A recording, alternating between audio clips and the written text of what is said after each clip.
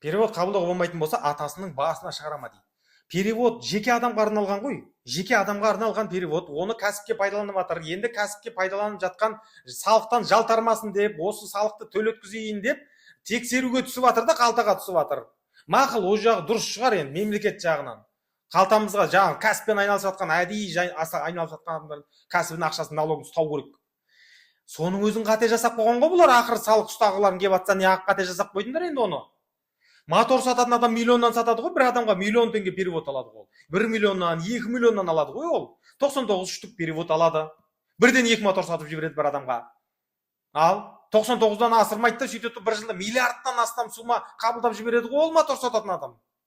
Оған проверка түспейді ғой сендердің айтуларың бойынша. 99-дан аспаса болды, оған проверка түспейді ғой енді оған. Екінші адам 1000 теңгеден 2000 теңге 5000 теңгеден қабылдайды, ол 100 перевод дегенді ұмытып кетеді, 100 асып кетеді или білмейді ол. Сөйтеді де асып кетеді де, ол налог төлейді де, ол миллионнан асып кеткеннен кейін. Айналдырған 2-3 миллионға налог төлейді. Ана миллиардқа налог төлетсейші сен. Миллиардқа налог төлетсей, сен асып кетіп жатыр ғой ана миллиардтан.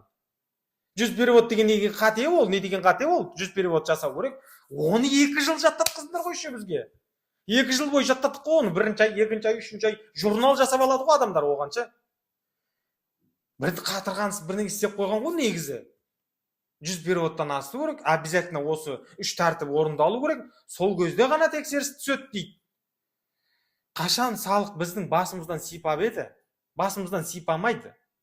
Егер қандай да бір қателік болатын болса, явно штрафы, налогы бәрін төлеткізеді.